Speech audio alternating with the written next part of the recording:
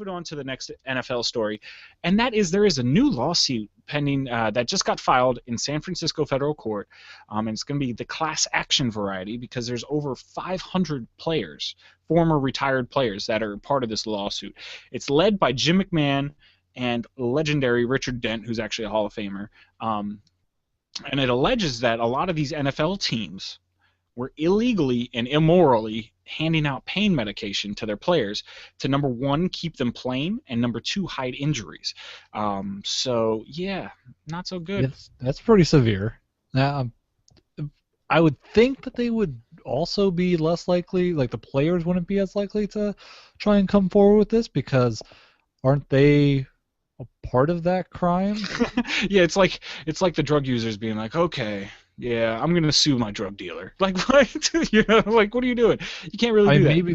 Maybe they're. Well, I guess I don't know the details of the case, but maybe they're alleging that they were being coerced by. And that is what they're alleging. But I mean, I can understand pressure from such a big organization. Your millions of dollars are riding on the line. You feel like you have to do whatever is necessary, and if the team is telling you this is necessary to do it, I do understand going along with it, but I don't understand going back and suing because there's no way that they like forcefully jam these pills down their throat.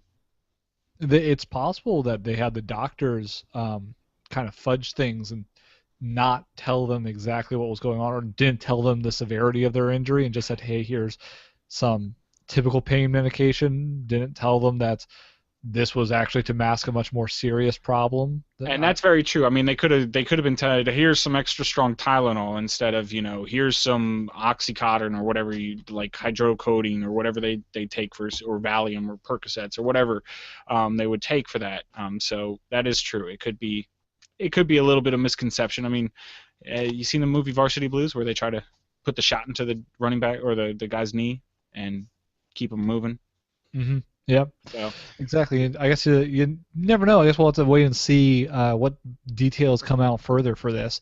It's kind of an interesting development. Like I said, though, it would seem from the outset that they would be involved in this crime, which would be one reason why maybe the NFL thought they could get, or the teams thought that they could get away with it, like, because if these guys are accepting that they're not going to turn them in, but. Yeah, and I don't know if this is really a total, like, you can sue the whole NFL for this. I mean, you can sue maybe just individual teams, but it's a class action lawsuit against the NFL. So, I mean, you'd have to be able to prove that you'd have to be able to prove that the higher ups. You'd have to be able to prove that the higher ups, and over, you know, more than just the owners of each said team, were, you know, very knowledgeable of this and let it go on. And I mean.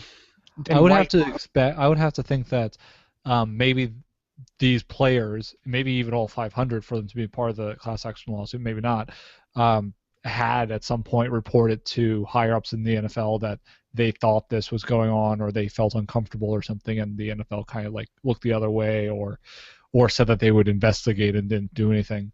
But, like, does this open up the door for the MLB, for some of those old baseball players to sue the MLB for steroid use because I felt pressured to take steroids? I mean, I know it's a little bit of a different situation. One is supplied by the team, and that is what they're alleging, that the NFL team supplied these things to them, and one was maybe just pressured into trying to do it. But, you know, I mean. Yeah, most of the cases that I'm familiar with the baseball players has been a matter of the players themselves with their own personal doctors getting steroids, getting their cocktails, whatever it is they're doing. That's at least the ones I'm familiar with. There's probably several where the team was more involved, but that may be the distinction there. Yeah, I mean, it'll be interesting to see what type of precedent this sets for all other things. I mean, are you going to see something in basketball? Because, I mean, I wouldn't be surprised if they did the same type of thing in basketball. I wouldn't be surprised if it shows up in other sports. Hockey especially. Hockey especially because of how physical hockey is and how much damage goes on in hockey. Yeah, but not really. They wear more pads than everybody else. They're also, you got to think that a lot of injuries happen when, like, your foot or some piece of your body stays in one position and the rest of it's trying to move another direction. Like in football, well, you get a lot of knee injuries when their foot is planted in the ground and it doesn't push back. When you're on the ice, though, it just kind of glides. It's more fluid movements, so you actually don't see as severe of injuries in the NHL. not as what about with at least like the enforcer players, how they go at it pretty severely regularly, and that's their job. So you have big guys that are made for destroying the other guys. Yeah, I mean, yeah, because they get into the fights. So I mean, And maybe those are they're the like, guys here, that take some pain pills for the fights. yeah, So exactly. And those are the guys I would expect the most to take painkillers to deal with that kind of situation because that's their primary job is to fight, and they also have to be out there. They're supposed to be the big guys out there dealing with pain. So yeah, they're the targets. They're intentionally going after everybody, and they have the big target on their back because then the other team's enforcers come after them, and it's just, you know what? I think this is the first time we talked about hockey on the show. just gonna put that in there. All right, yeah, I'm just gonna throw that in there. You know, I just find that interesting. We're sitting here having a little bit of an intelligent hockey conversation, and you know, it's the first time we talked about it. You know, maybe we'll start talking about it more, but probably not. Well, let's have the listeners tell us if you guys want to hear more hockey talk. Then let us know in the comments below. You know what? We'll do it. We'll do it. Please, comments down below at Words to My Face on Twitter, Google Plus, wordstomyface@gmail.com, any of those places. Let us know what you want to hear, and you know, we'll talk about it. That's how we roll. We roll with what you want to roll with. Huh? Maybe we slide.